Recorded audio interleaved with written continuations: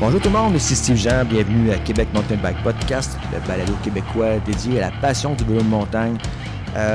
Les gens me demandent souvent d'aborder certains sujets ou de rencontrer des invités spécifiques. Puis aujourd'hui, je vais répondre justement à une demande que j'ai reçue récemment. On va traiter de freeride en général et puis pour ça, j'ai deux invités saguenayens. Ça fait que avec moi aujourd'hui, j'ai Nathan Compartino et puis Michael Bellé. Salut les boys. Salut, ça va? Oui. Salut, bon matin. Merci Michael de nous accueillir chez toi. On est à Québec aujourd'hui dans ton appartement. Puis Nathan a fait la route de Jonquière pour descendre nous retrouver ce matin. Fait que c'est bien fun. Ça fait plaisir de te recevoir, plaisir de participer à notre premier podcast. Ça va être le fun, je pense. Les boys, pour commencer, est-ce que vous pourriez vous présenter puis un petit peu me raconter qui vous êtes puis qu'est-ce que vous faites, votre parcours un petit peu? Moi, je m'appelle Nathan Compartino, je viens du Saguenay, 18 ans, bientôt 19 en mai. Palmarès, j'ai commencé à faire du vélo BMX, qu'on appelle, depuis mon tout jeune âge, à 5 ans, jusqu'à 12 ans à peu près. Puis vers 12 ans, commencé à faire un peu plus de vélo de montagne, voir que le sport il s'enlignait pour être quand même assez gros au Québec. Fait que j'ai fait un switch, slopestyle, enduro, même downhill. Puis depuis ce temps-là, je m'épanouis dans ça. Fait que c'est pas mal ça pour moi. Michael Bellé, 31 ans. Un peu comme Nathan, on a similaire background. J'ai commencé quand j'étais tout jeune à faire du BMX. Mon père m'avait acheté un BMX. Suite de ça, il m'a acheté un mountain bike. Ensuite de ça, je l'ai suivi dans toutes les compétitions qu'il faisait. Mon père était un adepte de downhill. Puis par après, sa passion, il me l'a transmis complètement. Puis par après, j'ai juste continué à faire du vélo. Longtemps, jusqu'à temps qu'à 18 ans, à Whistler, la maison dans laquelle je restais a brûlé. Donc, j'ai perdu les vélos que j'avais, les 3 skates, les multiples snows que j'avais. Je suis revenu au Québec. J'ai pas fait de vélo pendant 7 ans, chose que je regrette un petit peu. Puis, suite à une blessure au genou, mon médecin me dit « Faudrait que tu te remettes à pédaler ». Donc là, moi, faire du vélo de route, il n'y en était pas question. Je me suis repogné un vélo de montagne. J'ai recommencé, puis là, c'était exactement pendant le gros pic de vélo de montagne là, que tout le monde s'est mis à commencer. Là, ça a gagné en popularité, puis j'ai tout repris les tricks que je faisais quand j'étais jeune. Puis là, depuis le temps, je reste très crinqué, puis je ride avec Nathan, puis on se donne le plus qu'on peut pour pousser notre niveau, pousser le sport, puis pousser vraiment dans ce qu'on aime le plus, étant le slopestyle freestyle. Ouais, c'est ça. Fait que puis en plus d'être des amis puis de rouler ensemble, vous faites partie d'un groupe de spectacle. Un groupe de spectacle. Comment ça s'appelle? Show Jam Saint-O. Le nom vient exactement de Saint-Honoré justement au Saguenay où qu'on demeure. Puis oui, c'est ça, on s'est acheté un airbag. On s'est fait construire un jump, puis on fait des spectacles fin d'année. Beaucoup les écoles nous bookent pour faire des spectacles. Après ça, des festivals, beaucoup.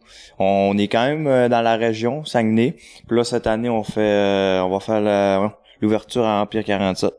Fait qu'on se déplace à Québec. Puis tranquillement, peut-être faire des shows plus dans le coin de Québec aussi. Ça va juste nous donner plus de visibilité, et ainsi de suite. Puis cette année, mon boy Mick, justement, va faire partie de une petite tournée, la tournée, une bonne partie de la tournée. Yes, tournée Saguenay, réalisée par Show Jam. Fait que ça va être cool. C'est juste une gang de boys qui se craignent puis qui fait des shows devant des écoles. Puis les enfants ils trippent. Là, l'année passée, j'ai vu c'était quoi. Puis là, cette année, je voulais vraiment faire partie de ça. Puis c'est ça, il va y avoir l'inauguration au Empire 47. Puis par la suite, on va ouvrir le airbag au Empire 47. Moi, je vais être là à toutes les fins de semaine pour ceux qui veulent venir me voir, coach responsable du airbag 47. Fait que on essaie de tout mettre ça en place pour vraiment se pratiquer le plus possible sur le airbag, puis faire la tournée durant toute l'été sur le airbag avec toute la gang là. Je suis bien craqué de ça, bien excité. Ouais. C'est cool. Puis, fait que là, on parle de airbag, puis qu'on parle de figures acrobatiques, puis tout ça. Fait que, au niveau des disciplines que vous pratiquez, c'est quoi dans l'ensemble là, que vous faites? Écoute, pour commencer, mettons pour un peu monsieur, madame, tout le monde, moi et Mick, on pratique le slopestyle. Fait que le slopestyle, c'est quoi? C'est vraiment une piste désignée avec des jumps de quand même bonne amplitude, hauteur autant qu'en longueur. Mais c'est des jumps construits pour vraiment aller faire des figures et non juste aller loin ou quoi que ce soit. C'est des jumps qui sont faits pour booster vraiment haut en hauteur. Fait que pour laisser le temps au pilote de faire ses figures, ou ben des fois c'est 2, 3, même 4 figures dans un trick dans le fond. Fait que c'est ça, on part, on descend la piste, puis c'est faire les plus grosses figures de A à Z. Comme tu peux aller, on peut pratiquer aussi le downhill, qui est juste de chronométrer top to bottom. Comme de la pompe track, un tour aussi chronométré. C'est ça, c'est vraiment free ride. Dans le fond, ça consiste vraiment juste à faire ce que tu peux, que ça soit lâcher une main, lâcher un pied, ben tout ça, ça reste des tricks. Tu sais, pas obligé de faire des triples backflips. Mais là, on voit que le vélo, ça gagne en popularité en slopestyle, parce que finalement, tout le monde sont capables de descendre dans des trails, remonter, faire du enduro. Mais là, le monde, ils veulent apprendre à whipper, ils veulent apprendre à tout faire ça. Puis c'est pour ça que là, il y a des courses designées vraiment plus pour faire des gros whips, faire des grosses passes, lâcher les mains. L'année passée, on a vu la première compétition slopestyle au Saguenay qui était au Norvégien. On a vu du monde, là. Moi, j'ai rencontré du monde. Jamais je pensais qu'il allait être là. Le public était là. Fait que là, le monde, il voit que ça se fait, là. T'es pas obligé de faire un tail whip, to bar spin, to tuck no end. Juste faire une petite trick, ça se fait. Puis le monde, il voit que, hey, c'est possible. Lui, il fait ça a pas de sens. Moi, je peux faire au moins ça, tu sais. Fait que ça craint vraiment. Fait que nous autres, je pense que c'est vraiment là-dedans qu'on opère le plus puis on excelle le plus. Moi, pour ma part, je peux pas dire que je descends vite. Quand je vais trop vite, je finis par faire des erreurs, je me tue, je me plante. Mais à force d'essayer, tu sais, des jumps, là, tu le fais. Ah, t'essayes une petite passe. Ah, t'essayes plus gros. Fait que c'est vraiment étape par étape. Puis ça fait qu'au final, tu réussis vraiment à dépasser parce que tu vois les gars faire des gros tricks, ils te donnent des conseils. Moi, je trouve ça vraiment plus amical puis performer là-dedans qu'une compétition d'en haut en bas. Si tu vas le plus vite en malade mental, pour moi, ça fonctionne pas. Mais faire vraiment du freeride, c'est juste d'être imaginatif, trouver la passe que toi, tu peux faire qui va avoir l'air cool sans faire la plus grosse passe au monde, là. Mais justement, il y a des événements qui regroupent plusieurs types, plusieurs épreuves, plusieurs disciplines.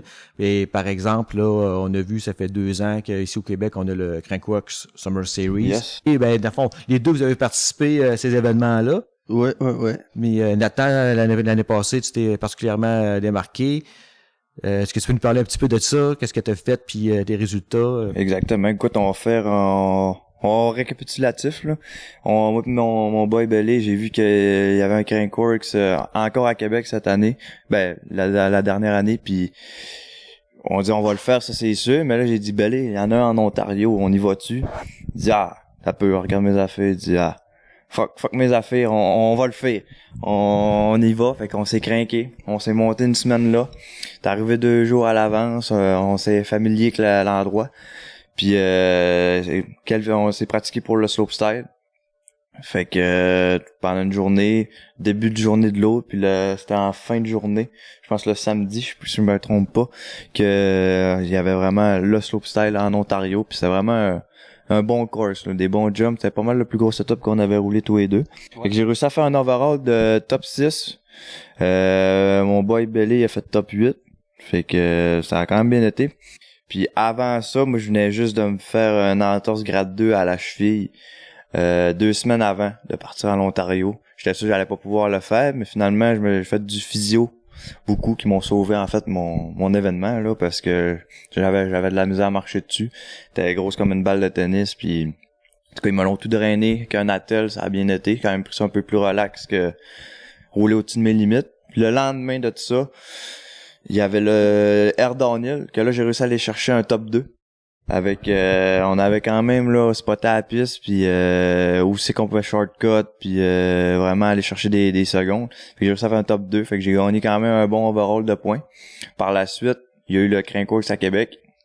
Parce que là, on va venir au sujet critique. Une semaine avant, je m'avais encore une fois fait mal, mais là c'était pas mal plus grave. Je m'avais justement fissuré 2 côtes en pratiquant au Mont-Bellu. Justement une semaine avant pour l'événement. Fait que 2 côtes, un poumon perforé, une étirure à l'épaule qui me faisait pas pratiquement mal, plus une bonne commotion.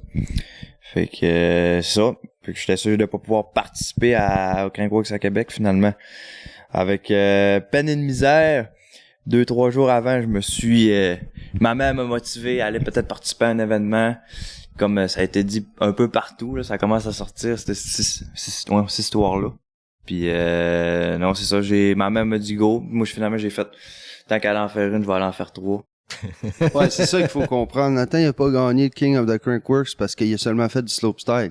Il a performé en downhill, il a performé en pump track, puis slopestyle, ben là, il avait pas le choix de performer aussi, là. Mais tu sais, c'est ça, tu peux pas gagner ce gros événement-là si tu fais seulement qu'une discipline.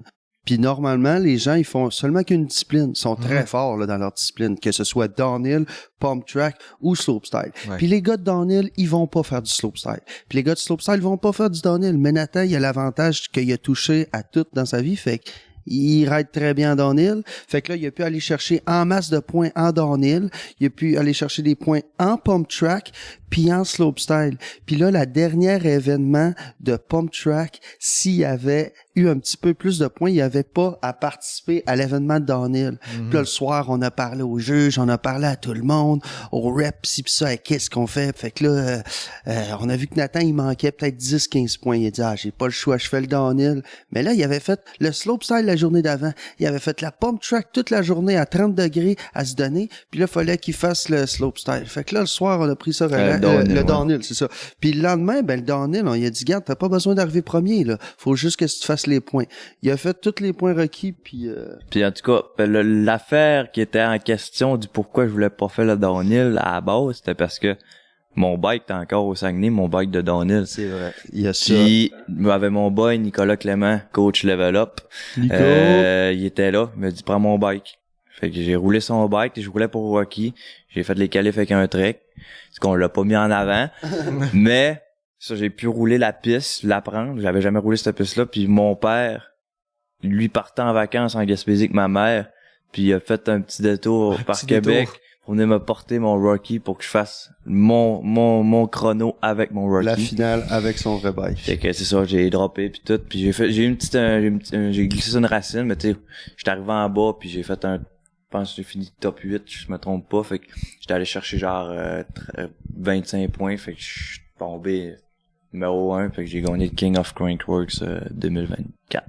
Oui, puis ça, 2023, excuse. Ça t'ouvre les portes pour participation en 2024. Au Crankworx Whistler, fait que premier pas dans le pro. On tombe avec les gros gars, comme on dit. Les gros noms, fait que là, ça va être prendre pas une pincée de sel, ça va être donne tout ce que t'as mon homme. Fait que bien hâte de voir ça, bien hâte d'arriver à Whistler, puis de tout donner pour le monde du Québec. Puis ça m'amène à vous parler au niveau entraînement, préparation, puis tout ça, là. C'est quoi que vous faites durant l'année en vue de ces événements-là, là, que ce soit la compétition ou les shows, là? Ben, pour ma part, j'ai 31 ans, puis j'ai jamais mis les pieds dans un gym. Fait que pour moi, l'entraînement, je pense que ça se passe plus sur mon vélo. Là, je commence à réaliser que peut-être qu'il va falloir que je m'y mette un peu plus, faire du renforcement musculaire et tout. Mais c'est toujours qu'on vieillit, qu'on réalise bien des affaires. Mais pour moi, l'entraînement, ça a tout le temps été de prendre mon vélo, d'aller rider, que ce soit tout seul ou avec des amis, d'aller rider, de me mettre les écouteurs puis de pratiquer une affaire pendant 1 heure, 2 heures, 3 heures. Je peux vraiment être fou là-dessus. Là. Autant que je fais des vidéos que des fois je vais me pratiquer sans filmer, sans rien, mais je peux pratiquer, supposons ça va être un wheelie pendant 2 heures, un stoppie pendant 2 heures, non-stop, jusqu'à temps que je l'aille un peu comme je veux. Fait que c'est ça. Pour moi, la pratique, c'est vraiment juste de prendre, que ce soit un vélo de route, un BMX, un mountain bike, juste d'aller en faire le plus que je peux. Mais ça varie vraiment d'une personne à l'autre. Là, on voit que Nathan, sur ses stories, il se met à s'entraîner pas mal. Il bench. Ouais, exactement. Moi, depuis début décembre, je me suis inscrit à un gym qui est ouvert pas loin de chez moi. Puis vraiment, j'ai vu que les blessures que j'ai eues cette année, oui, j'ai fait une grosse année, un gros titre, Mais j'ai été chanceux en même temps que mes blessures m'ont pas plus arrêté que ça. J'ai quand même passé au travers, puis je me suis dit, c'était un bras cassé, c'était fini pareil. Là, je me suis rien cassé, à part fissuré, mais du renforcement musculaire, c'est pas pour rien que c'est prouvé que ça l'aide aux blessures. Puis là, je le vois. Je suis quelqu'un qui se donne à fond dans tout ce que je fais. Fait que là, je vais au gym, puis je me surpasse. Là, je m'entraîne vraiment autant en force qu'en endurance musculaire. Je me bâtis un quelconque physique, mais je sais que ça va m'apporter autant en vélo que dans ma vie de tous les jours. Puis ça fait que je reste avec un mental forgé tout au long de l'année parce que je me force à lever des charges quand même assez lourdes, comme je me force à être sur un rameur puis de faire un 2 km ou un 3 km ou un 5 dans un temps précis pour me surpasser. Fait que l'entraînement, oui, je pense que ça va m'aider. Ça va être vraiment cette année, la première année, je vais pouvoir te le confirmer si ça a vraiment changé ma saison. Mais à date, je le vois. Puis on est rien que l'hiver encore. Puis je suis déjà dans une forme physique que j'ai jamais été. Là. Puis au niveau technique, avez-vous des lieux, des choses particulières que vous faites pour vous préparer pour l'été? Là?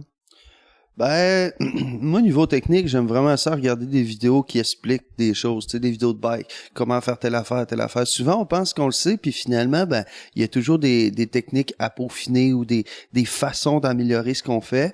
Puis, moi, je dirais qu'avant l'été, je fais beaucoup de snow l'hiver. Fait que, tu sais, ça me permet tout le temps de jumper puis de garder une orientation spatiale, tu sais. Mm-hmm. Fait que, je pense que ça m'aide quand même en vélo, là, parce qu'en vélo, quand les sauts sont gros, c'est pas tant épeurant, parce qu'en snow, c'est beaucoup plus gros, tu sais, ce qu'on est porté à jumper. Puis, c'est juste de vraiment se préparer pour l'été, comme Nathan dit, de s'entraîner un peu et tout. Donc, je pense que je vais m'y mettre, là. Ouais. Puis, c'est ça, on parle de perception spatiale. En quelque part, ce que vous faites, ça prend des aptitudes un peu comme d'autres athlètes, par exemple, ceux qui font de la trampoline ou du plongeon ou les gymnastes. Là, ça fait que ça prend quand même cette habileté-là, être capable de se retrouver dans l'espace, puis être capable de faire des backflips, des trucs comme ça, puis de retomber sur nos pieds. Là. Exactement. Écoute, pas compliqué, là. Un mouvement de tête peut être décalé d'un peu plus à droite, un peu plus à gauche, peut changer automatiquement un tricks, là, puis c'est un backflip, oui, c'est une chose, t'envoies la tête par en arrière, puis c'est une certaine technique à peaufiner, mais tu viens tellement à savoir quand tirer, comment le faire, que c'est comme chauffer une voiture manuelle, comme on dit, à maner, ça vient automatique, c'est la même chose. Un backflip, à ce moi puis Mick, on va arriver sur un jump, puis ça va être un warm-up, là, ça va être, on se pratique avec ça, puis on fait le jump une fois, puis deuxième coup, c'est un backflip, là. Exact, puis tu peux envoyer ta tête décalée à peine un petit peu vers la gauche ou vers la droite, dépendamment du bord que tu fais, puis voilà un 360 cork, ou voilà un barrel roll, ou ça, on vient à savoir vraiment si je fais ça, ça donne ça. Fait que oui, la perception spatiale, comme tu dis, ça j'avais jamais vraiment pensé à ça, mais oui, on faut en avoir, puis ça vient que le temps, je pense. Là. Puis ce qu'il faut comprendre aussi, c'est qu'un backflip, un pied de trop loin, ton vélo spin, puis tu pars sur le cul, puis un pied de pas assez loin, ben tu decks le jump, la roue d'en avant, puis ça la face à terre, tu sais. Ouais. Mais c'est vraiment avec la pratique. Puis je veux dire, tu peux pas commencer à je veux faire un backflip, je le fais sur le dur. Tu sais, moi quand j'étais jeune, à 16 ans, on s'était fait un jump là avec mes chums du Saguenay, un jump en bois de 6 pieds de haut, puis on atterrissait dans la neige. Fait que là, c'était vraiment facile. Par après, on trouvait que la neige était froide, ben on a mis notre jump au bout d'un quai, au lac Kenogami, puis là on a pratiqué des backflips, des frontflips, des 720, mais il y avait aucun risque parce qu'on tombait dans l'eau. Tu sais, c'est vraiment de se trouver une façon, des méthodes pour apprendre à faire les tricks.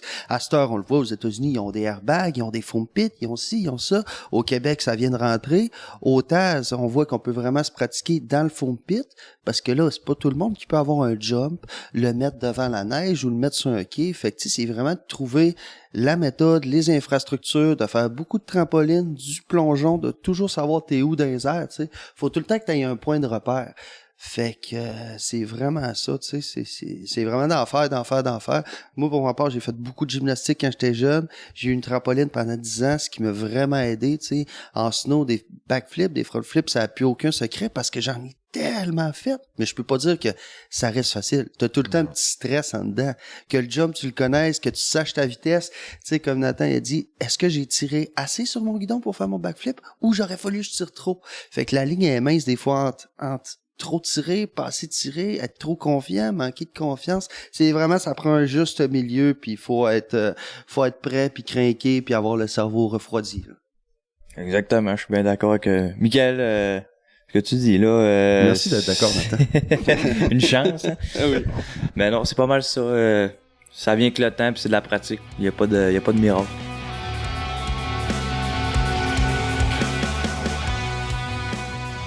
Tout au Crankworks, l'épreuve de slopestyle, tu te prépares à faire le truc, la figure qui va te donner le plus de points, là, quelque chose que tu sens confiance, mais tu fais tout j'imagine, un exercice de visualisation avant de te lancer. Ah ouais. Comment, mettons, le procédé, là, surtout en slopestyle, je te dirais que c'est pas mal ça le plus stressant. Downhill, c'est tel quel, faut juste que tu sois pareil tout le long, mais le slopestyle, c'est, tu t'es pratiqué, t'as fait chacun des tricks que tu voulais faire, mais individuellement. Mettons, je vais faire cette line-là, dans mes pratiques, je fais, mettons, rien que cette trick-là sur ce jump-là, puis le reste, je roule normal. Mais là, quand t'arrives c'est ton tour, là, ben là, c'est 1, 2, 3, 4, 5 tricks que c'était plus gros que normalement. Tu vas le faire en vidéo, puis le monde dit, tu le fais tout le temps, mais ça a peut-être pris 3-4 fois en vidéo avant de le réussir. Ah là, ouais, dans la compétition, c'est pas pareil. La pression, t'as une chance. Mais là, t'as une chance pour faire 5 tricks, mettons, que c'est tes pocket tricks qu'on appelle, là. T'es sors de ta poche, mais pas souvent, là. Mm-hmm. Fait que oui, si t'arrives, tu visualises ta ligne. T'es as eu en pratique, sauf là, c'est des faire un après l'autre.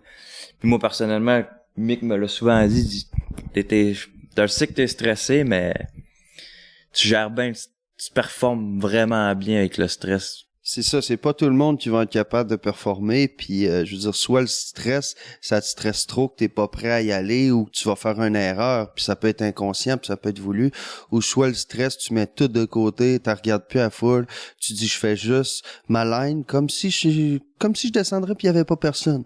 Mais là, tu sais qu'il y a du monde qui te filme, tu sais qu'en bas, il te regarde, puis là t'as le commentateur qui dit toutes tes passes en anglais. Fait que là, faut vraiment que tu y ailles.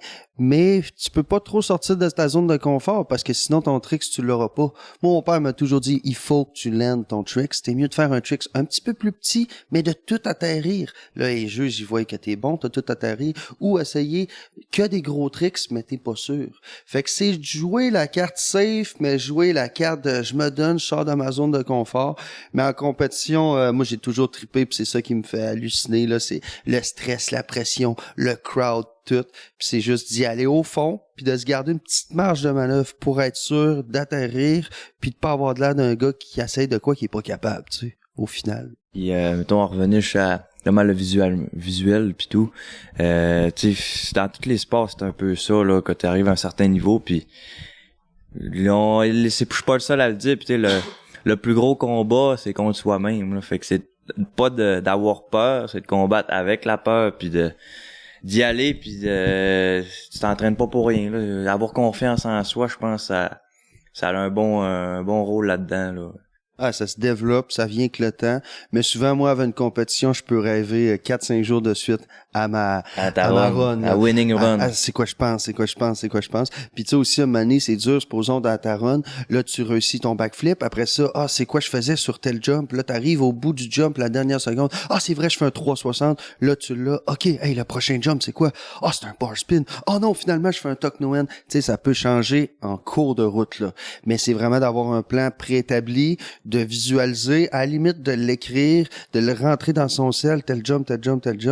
Puis c'est ça, comme Nathan a dit, tu pratiques vraiment un jump à la fois pour à la fin tout combiner pour avoir la route, pour faire un podium, pour gagner, parce que c'est toujours ça le but. Puis le sentiment que t'as réussi à accomplir ce que tu voulais faire, t'atterris comme de réussir ta dernière figure que t'avais tant de stress, tu t'atterris ses pédales, puis tu descends le reste du jump, puis t'arrives, tu vois, full en délite, il y a pas meilleur sentiment que ça, là. T'enlèves ton casque, t'as rien que le goût de le tirer partout, puis t'as même pas gagné, puis c'est comme si t'avais tout gagné au final, là. C'est un sport qui regroupe tout le monde au final, là. C'est vraiment... Ouais, c'est spectaculaire. Puis en plus de ça, ça fait lever la foule. Le monde embarque au bout. Là. En plus que les filles sont rendues dans le slopestyle. L'année passée, quand on était allé en Ontario, c'était la première fois que j'avais vu des filles dans le slopestyle faire des passes qu'il y a beaucoup de monde que je connais qui n'aurait pas fait, là. Fait que le sport évolue, puis moi, je trouve ça merveilleux que les femmes arrivent dans le sport, puis gardent, attention-vous les gars, là. On peut faire des passes aussi, là. Mm-hmm. Puis là, ben, après ça, toutes les autres femmes, ils voient qu'est-ce qui est possible de faire, là, tu sais, je veux dire, shout out aux filles qui font du bike, vous êtes bonnes. Ouais, mais puis on va en avoir des filles, on va en interviewer, on va vous en présenter là, des filles qui font du freeride, du slopestyle, qui ont des trucs dans leur poche. Pour participer à ces genres d'événements-là, puis suivre toute une saison, ben, ça prend du temps, ça prend des sous, ça prend du support. Comment ça fonctionne pour vous autres? Les deux, vous travaillez en plus? Moi, pour ma part, je suis pas mal tout le temps avec Mick pour tout ce qui est de compétition. On se craint ensemble et tout. Puis là, mettons, quand je parle de cette année, niveau commanditaire, comment ça marche, mais moi, je fais partie de l'écurie Groupe Torque, qu'eux autres, ils ont le détaillant Rocky Mountain, Oakley, Trolley Design. Fait que moi, je suis soutenu par cette écurie-là. Fait que j'ai mes vélos pour ma saison qui je débourse pas. Fait que slopestyle et enduro. Par la suite, j'ai un montant X pour du linge Trolley puis des lunettes Oakley. Fait que je suis quand même en gear, je suis quand même très bien. Après ça, ça reste que j'ai le bike, l'équipement, tout, mais j'ai encore des dépenses à faire, là, hôtel, gaz, ainsi de suite. Fait que là, j'ai eu un montant en partenariat avec Interphysio au Saguenay-Lac-Saint-Jean qui me commanditent pour cette année. Fait que un traitement gratuit par mois. Par la suite, des rabais sur mes séances, puis ils m'ont donné un montant pour ma saison. Puis là, j'ai un de mes amis qui son père, lui, il a un lave-auto. Puis moi je suis fan de voiture, là. J'ai une belle voiture sport, fait que c'était évidemment que je me suis associé avec eux. Puis cette année le lave-auto Optimum qui s'appelle qui est encore dans la région où j'habite vont commanditer une bonne partie du gaz cette année. Pratiquement même l'overall, je te dirais, fait que c'est vraiment cool pour ça, je les remercie. Puis moi pour le dernier, mettons niveau financement, ça va être mon travail. Moi, je suis opérateur de machinerie lourde en usine, chez Voltam, quartier industriel à Jonquière. Puis eux, dans le fond, ils me payent quand je pars en compétition pareil. Puis là, cette année, je pars 2 semaines à WIS. Ils me payent mes 2 semaines à WIS, puis ils me donnent 2 semaines de vacances. Ils disent, tu pars 2 semaines à WIS, mais on va avoir besoin de vacances après, mais que t'en reviennes. Fait que, ils disent, tu les prendras quand tu veux. Fait que, overall, ils ont un gros soutien fort, puis moralement, ça fait du bien de voir que ils sont même pas dans le milieu du vélo, puis ils me poussent, puis ils veulent me faire shiner, puis je remercie pour ça. Ah ouais, Nathan, c'est bien arrangé. On finit par s'arranger puis par trouver des méthodes pour y arriver. Moi, je suis très chanceux. J'ai une job qui me permet d'avoir 2 mois de congé l'été. Je conduis des autobus scolaires, fait que moi, ça me fait triper, là. Durant l'hiver, j'ai le temps d'aller faire du snow à chaque jour. Je travaille le matin puis le soir, chauffeur remplaçant. Donc, j'arrête vraiment pas. À chaque jour, je remplace des nouveaux parcours et tout. Moi, je tripe parce que vraiment, là, d'avoir l'été puis de pouvoir faire ta passion pendant 2 mois, c'est complètement malade, là. Fait que moi, c'est vraiment ça, là, c'est de pas travailler l'été puis de juste faire du vélo le plus que je peux. Mais là, depuis l'année passée, je me suis mis à coacher en vélo. Donc, ça m'aide, ça me fait faire du vélo des fois à défaut. J'irais pas nécessairement, mais vu qu'il faut que je coach, je trippe puis je transmets ma passion au monde. Fait que là, je réussis à jumeler autobus scolaire puis coach de vélo puis coach au airbag, fait que les 3 ensemble, moi, ça me réjouit, là, tu sais, je veux dire, vraiment de trouver un métier que t'aimes, qui te fait pas chier, entre guillemets, c'est vraiment la meilleure affaire, puis pour moi, c'est le meilleur métier que j'ai, puis tu sais, ça me permet vraiment, là, de faire le plus de vélo que je peux l'été, donc des compétitions, donc aller d'un bord puis de l'autre, fait que c'est ça, vraiment, là, ouais. Parfait. Moi, j'avais oublié de préciser, là, jamais niveau sponsor et tout. Moi, je suis beaucoup affilié aussi avec Ultraviolet Sport, qui est un bike shop, Saguenay-Lac-Saint-Jean, quand même assez gros, en région, pas mal le plus gros régionalement au Lac-Saint-Jean. C'est eux autres m'aide depuis, écoute, le plus jeune âge en BMX. Fait qu'avoir des pièces à des meilleurs prix. T'sais, mon père est mécanicien là, qui répare mon vélo, et ainsi de suite. Exactement. Anciennement champion canadien en BMX, fait que ça c'est de famille. Puis sinon, c'est travailler à sport, ça vaut le coup de les nommer là, avec tout ce qu'ils ont fait pour moi. Puis probablement encore pour un bon bout, je les remercie pour ça aussi. Juste faire une petite parenthèse, là, justement, tu parles de Robbie, qui est ton père, qui a été champion canadien en BMX. Je pense que toute la famille, chez vous, Nathan, toute une famille... On aime bien les deux roues, là, mettons. Triple de la ligne sur deux roues, ouais. Exactement, ouais, écoute, ma famille, ma sœur Eva Compartino, vous pouvez aller la suivre sur Instagram, fait de la motocross, en course. Encore cette année, elle se prépare pour sa saison 2024. Anciennement, ma mère en faisait aussi. Elle a été quand même un bon nom au Saguenay aussi. Ouais. Elle a été top 5 femme régionale.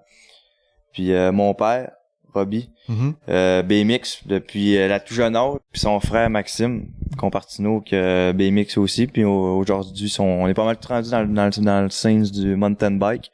Switché, moins rough un peu sur le physique. Puis pas mal plus d'événements puis d'infrastructures en construction, fait que je pense que ça nous a donné un smile sur ce sport-là. Là. Fait que oui, la famille est toute dans ce sport-là. Puis ta mère, c'est quoi son nom? Ah, Cynthia Boily. Fait que c'est ça, on est pas mal passionnés de sport extrême dans la famille Compartino. Puis je pense si t'es un peu dans le sport, tu sais un peu on équipe les palmarès. Exactement. Ouais.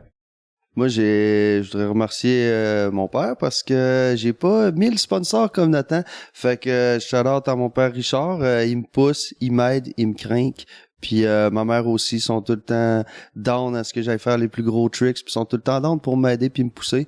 Mais ils veulent que je mette mon casque en tout temps puis que je sois sécuritaire. Shout-out à mes parents. Nice. 2024, fait que pour vous... C'est quoi vos attentes spécifiques ou votre plan pour cette année? Ben là, avec l'annulation du Crankworx à Québec, c'est sûr que ça en fait un de moins. Fait que là, on a juste 2, Nouveau-Brunswick puis Ontario. Fait que au final, ça va être nos 2 grosses compétitions cet été. Nathan, d'après moi, il va sûrement refaire encore du downhill. S'il y a des compétitions de pump track, ça on les fait, c'est sûr. Mais vraiment, viser le slopestyle, de se pratiquer le plus au long de l'été, sans se blesser, tu sais, faut quand même arriver la journée du slopestyle, avoir tous les trucs qu'on s'est pratiqués, être prêt, pas avoir mal au poignet, pas avoir mal à la cheville. Ouais. Fait que ça va vraiment être de commencer la saison tranquillement, de faire beaucoup d'airbags, de s'entraîner comme Nathan disait. Donc, Michael va aller au gym une fois de temps en temps. Après ça, ça va être vraiment de visualiser puis de focus puis de se faire un plan de match sur hey, qu'est-ce qu'on fait, combien de temps qu'on monte là, ok, c'est quoi les jumps qu'on pense qu'on va avoir, essayer de rider des jumps, tu sais, équivalents à ce qu'il va avoir, vraiment de se préparer d'avance là. Moi, pour ma part, je dirais que ça va être ça va être du développement personnel beaucoup plus qu'autre chose, d'apprendre à avoir une certaine constance sur mon vélo, de pousser au bon moment. Puis d'apprendre, même si des tricks que ça fait longtemps que je fais, d'apprendre à encore plus les maîtriser pour passer à autre chose, pour en apprendre d'autres, pour dire bon, ça c'est dans ma pocket, j'ai plus besoin d'y retoucher. J'ai fait à tous les sessions, mais ça va être vraiment de développer une constance pour éviter les blessures, puis de focusser sur certaines choses que j'ai à apprendre encore. Sinon, si on parle un peu plus de la saison, justement, on va faire les Summer Series, je vais essayer de regagner le titre. Si je suis capable, je vais tout donner. Puis sinon moi assurément je pars à Whistler. Bellé va être là peut-être à dire qu'il voulait suivre. Oui, moi je suis puis, mon boy. Peut-être un de nos autres chums justement à nous autres là, on peut souligner son nom, Mathieu Plante, n'aime pas trop ça, mais on va le faire pareil. Matt Plante, on a hâte de rider tes dirt. Ça paraît pas, mais c'est une légende.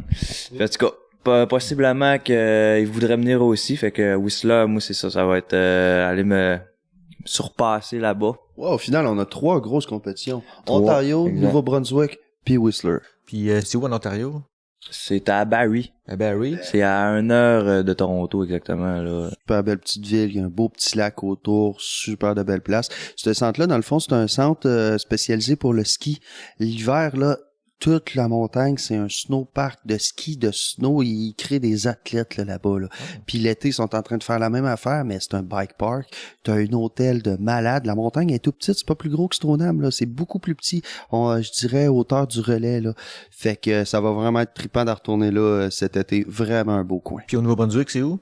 Nouveau-Brunswick, tu le sais, mec? Sugarloaf? Sugarloaf, en effet de même. Ouais, moi, je suis jamais été là, je savais même pas que ça, du coup, puis on va voir en temps et lieu si ça, normalement, le slopestyle va avoir lieu là-bas. Il va avoir les mêmes disciplines qu'à Québec.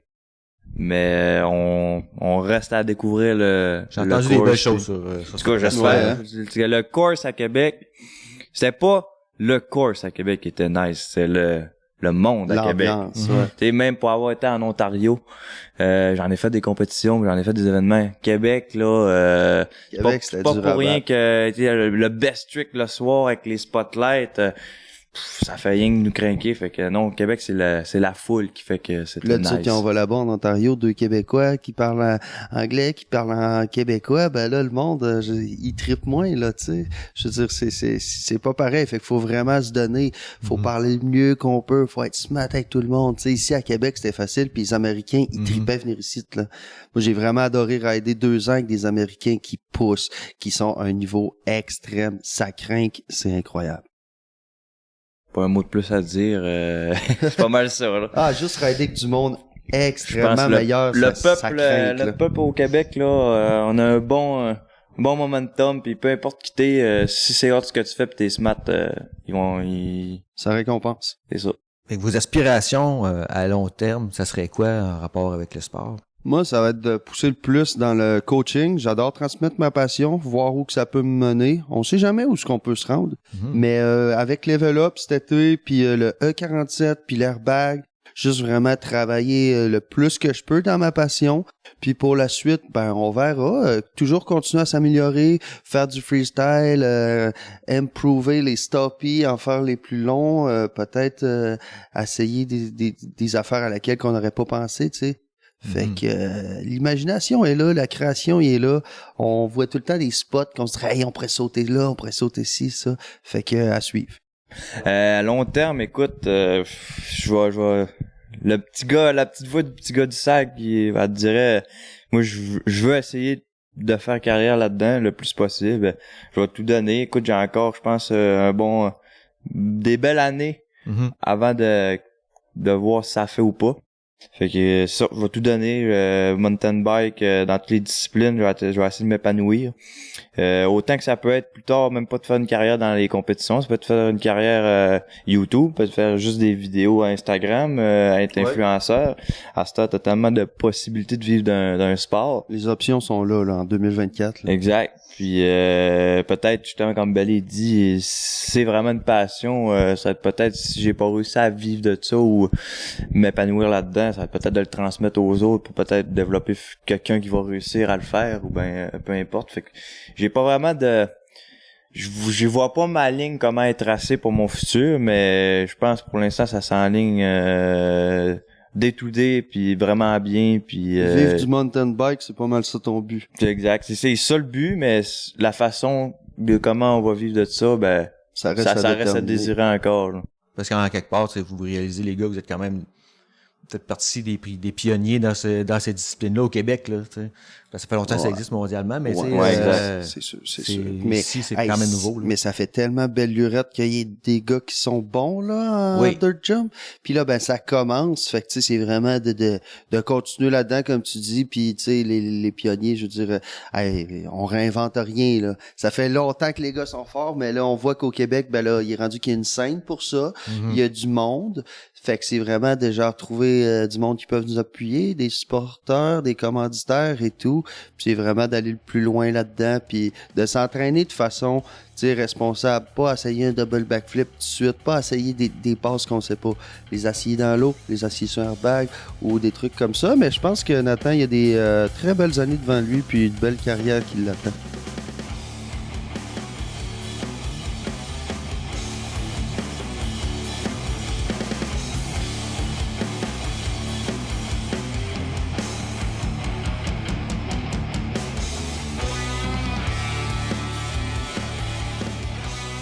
si justement, là, tu as parlé de ça, mais vous aviez un conseil à donner à quelqu'un qui veut, un jeune qui veut commencer à essayer de faire des figures, puis tu sais, je vais faire des tricks là, comme Nathan. Puis, commencer comme par la Gaël. base. Commencer par la base, c'est vraiment d'y aller étape par étape. Moi, le seul conseil que je peux donner, c'est de pas sauter d'étape. Parce que moi, je n'ai sauté souvent des étapes. Puis je me suis cassé à la gueule plus qu'une fois, là. Des cassures quasiment insurmontables des fois. Puis c'est là-dedans que tu réalises beaucoup d'affaires. Puis c'est vraiment dans les moments que t'es blessé que tu réalises que il aurait fallu que tu prennes ton temps. Il aurait fallu que tu regardes le jump avant de te lancer en 300. Il aurait fallu une coupe d'affaires. Fait que tu sais, moi, le conseil que je donne, c'est allez-y étape par étape, puis à un moment donné, vous allez être rendu à l'étape ultime de réaliser la figure de vos rêves, tu sais. Ils donnent des cours aussi là, par rapport à ça, à prendre des habiletés en saut, parce que tu peux sauter, mais décider que je vais aller plus loin, je vais rajouter du style. Ouais. Fait que je pense que tu parlais de level up, je sais que il doit y avoir d'autres écoles aussi. Ouais, mais non, moi je ne jure que par level up. Pour vrai, j'adore ce qu'ils font, j'adore le terrain où ce qu'ils raident à Wolf Bike Park, puis j'adore la façon dont Simon il présente les choses. Tu sais, le vélo c'est très inclusif. On veut que tout le monde fasse du vélo, on veut pas mettre des bâtons dans les roues à personne. On veut apprendre à tout le monde, que ce soit sur n'importe quel terrain. Tu sais, si tu veux être bon là-dedans, c'est vraiment de te trouver un coach qui fait, ou la personne que tu trouves nice, ou c'est de demander des conseils à plein de personnes. Puis c'est de pas trop être gêné, puis d'aller vers le monde, puis de leur demander des conseils, puis juste comment tu fais ton bar spin? Hey, toi, comment tu fais pour faire ton 360? Tu tournes-tu beaucoup? Hey, un backflip, t'en fais-tu? Comment je fais ça? Ben, tu sais, avant, faut que t'en fasses à la trampoline. Faut que t'en fasses à terre. Faut que t'en fasses sur un plongeon. Tu peux pas faire des backflips. Je prends cet exemple-là parce que beaucoup de gens m'ont demandé comment je fais un backflip.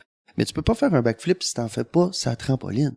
Tu peux pas le faire en vélo, tu sais, il y a des étapes à suivre. Fait que c'est vraiment d'y aller étape par étape, puis de trouver une façon. Écoute, oui, ben d'accord avec ce que t'as dit.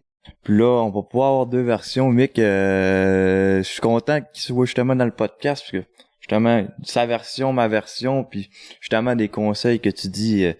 Les vidéos, étape par étape, c'est une grosse partie de la chose. Mais je te dirais pratiquement la plus importante, là, c'est comme un peu dans tout. Comment tu veux apprendre à faire X figure quand tu comprends même pas comment ta machine marche? Ta machine, c'est le lien entre toi et la terre, entre toi et le saut. Faut que tu comprennes comment la manier. C'est pas en faisant un backflip que tu vas manier ton vélo, c'est en faisant un whip, un tabletop, juste jumper, essaie de jumper juste droit, sans tweaker le vélo, puis après ça, essayer tourner des deux côtés, de whip opposite, whip de ton côté. Puis c'est vraiment ta machine, là, tu peux faire, sans même faire de tricks, tu peux avoir un niveau, là.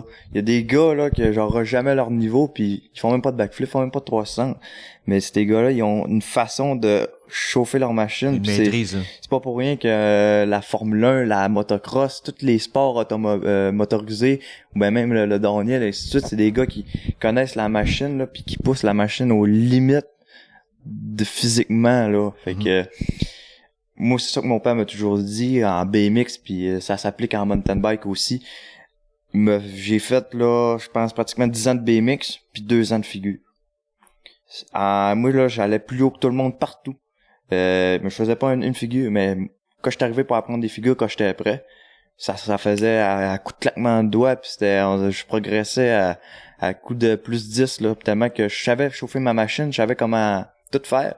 Fait qu'après ça, faire un bar spin, tu vas l'échapper 2-3 fois, mais après 3 fois, tu vas l'avoir, là.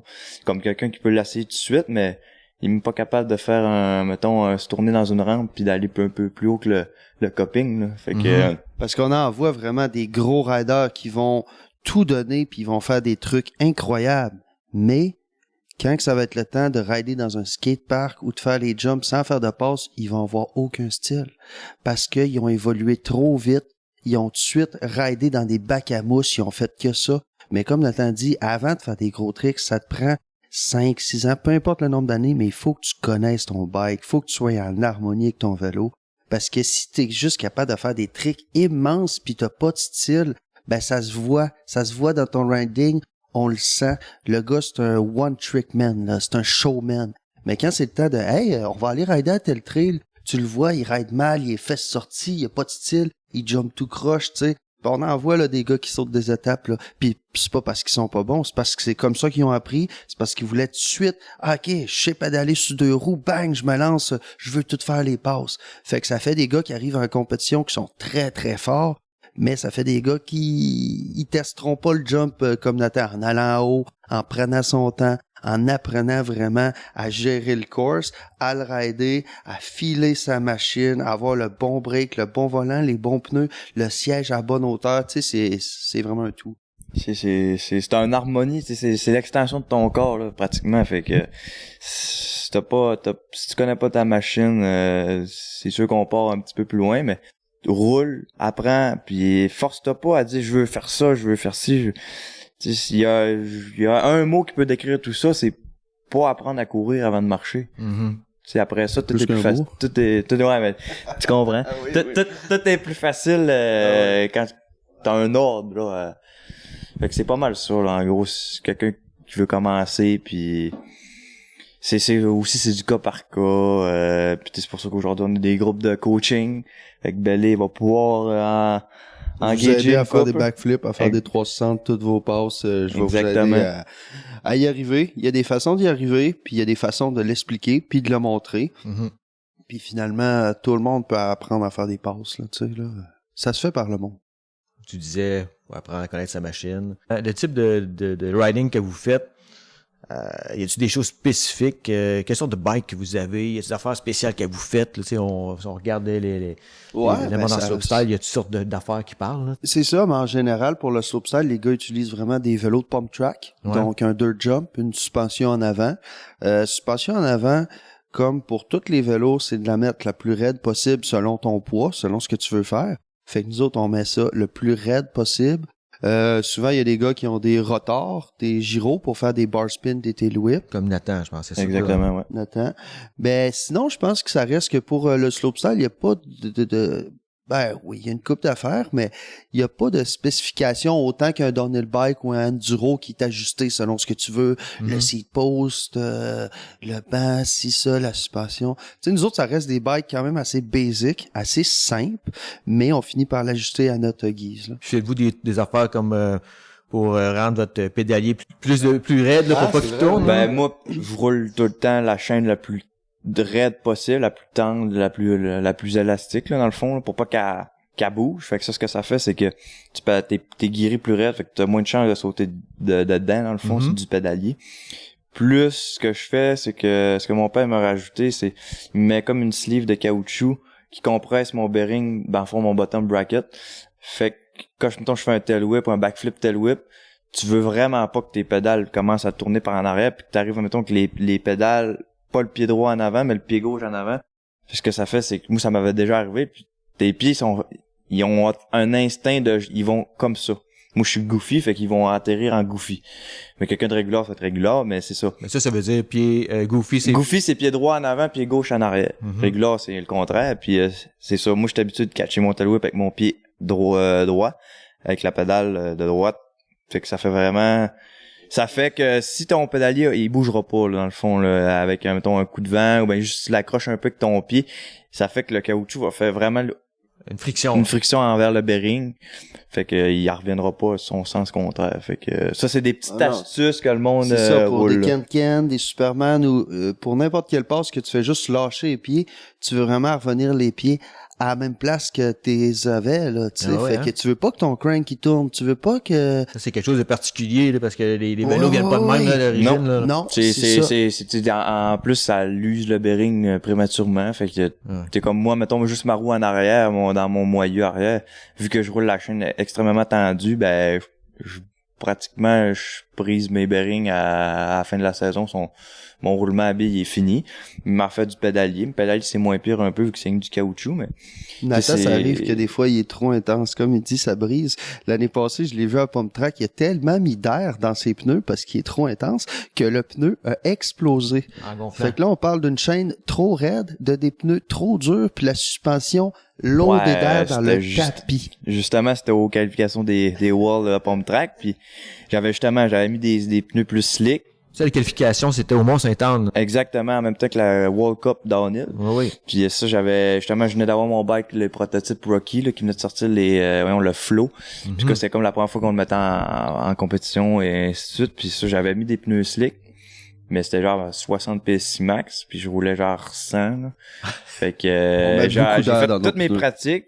Puis à un moment donné, juste avant mon deuxième run, mon bike était couché à terre, était au soleil, puis le robot a juste blow up, il a pop, ça a fait un coup de 12, tout le monde a fait un saut, puis avec la chaleur du soleil. Exact, là, mais j'avais mon père puis son frère, qui sont mécaniciens de vélo.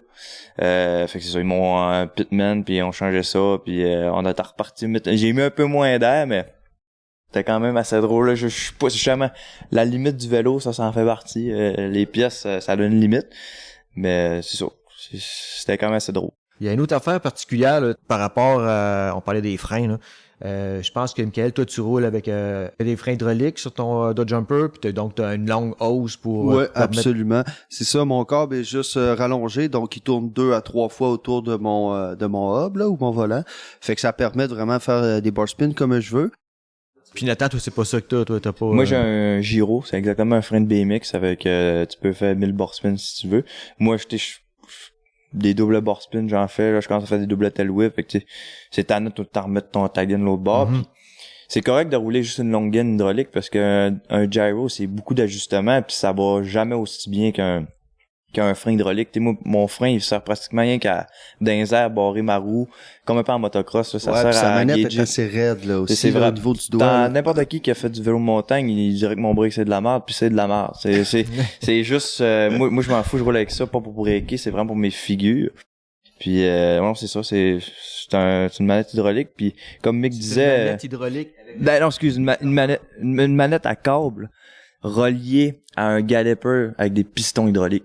Fait que c'est plus raide, c'est moins raide un peu, puis ça l'aide un peu à la force de la manette. Mais sinon, comme Mick disait, si je reviens à son brakeless qu'on dit, là, pas de break. Ouais. Moi, pour te dire, avant, en BMX, j'ai roulé avec un break. Maintenant, je l'ai enlevé brakeless. Puis à un moment donné, je le roulais comme les gars en Europe. La manette du frein en arrière à gauche. Normalement, elle était à droite, mais j'en avais rien qu'un, fait que tu peux pas te tromper. Elle était à gauche, et moi, je fais des bar spins avec la main droite. Fait qu'il tourne dans le sens de l'aiguille d'une montre. Fait que quand je pognais mon volant, je pognais tout le temps ma manette. Mais avec le temps, quand j'ai commencé à faire du dirt, je me suis mis vraiment la manette à droite. Puis tu viens tellement avoir le temps de jump dans les airs, tu catches, puis moi, pratiquement, là, j'ai même beau faire 2-3 bar spins, puis ma main va revenir tout le temps avec un doigt sur le frein. Même, je la pognerai même plus, c'est vraiment rendu une habitude, puis c'est ça que il va falloir qu'il travaille, parce que ma manette est tannante, mais même si tu le fais sur le flat, tu viens tellement habitué de pogner ta manette comme du monde et non de péter les jointures dessus. Parce qu'en BMX, c'est la grosse mode, là. Les gars, ils ride en street, ils font des slides, peu importe. Ils ont pas de break. Puis moi, mon dirt jump, quand j'étais jeune, je l'ai ridé pendant 8 ans, pas de break. Parce que j'imitais un peu les gars qui font du BMX qui avaient pas de break.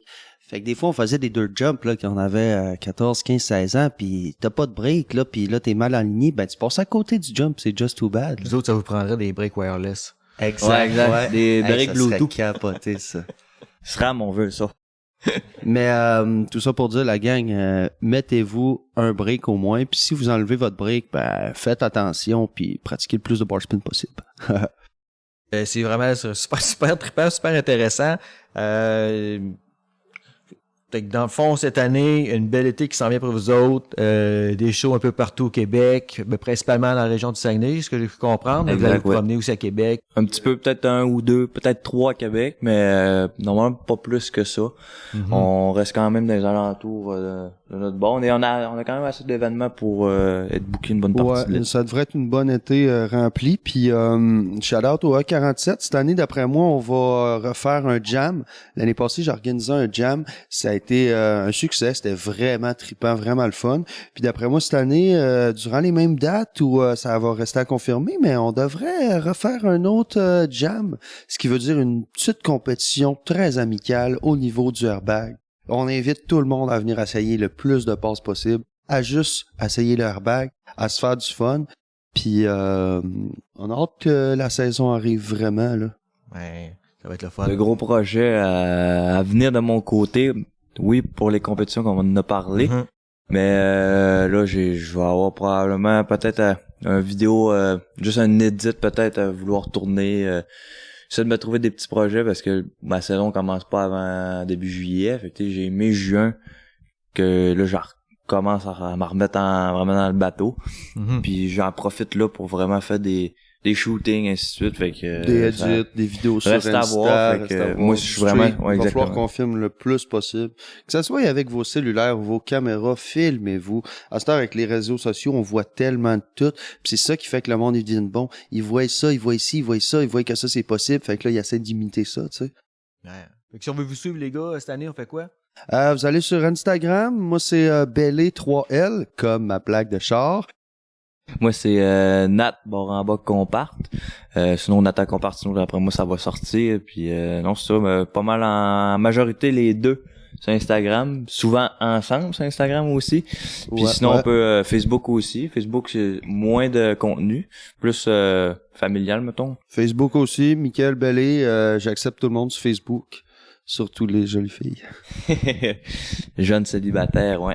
Fait que non, c'est ça, Instagram majorité, si vous voulez voir mon profil puis ma carrière en tant que tel, c'est pas mal là-dessus. Fait qu'on va vous suivre, les boys. Fait qu'on vous souhaite une belle saison puis une belle été. Ben, merci beaucoup à toi. Merci beaucoup de nous avoir reçus dans ton Accueilli, podcast. Ça fut très plaisant. Ben, merci à vous autres. Merci. Salut tout le monde. Merci tout le monde d'avoir écouté l'épisode. Si vous avez aimé, s'il vous plaît, allez liker et puis abonnez-vous afin de rester informé de l'apparition des prochains épisodes. Puis surtout, n'hésitez pas à partager à vos amis, de faire connaître le podcast. Et puis vous pouvez communiquer avec moi sur Instagram ou sur Facebook à QCMTB Podcast. Et puis à la prochaine!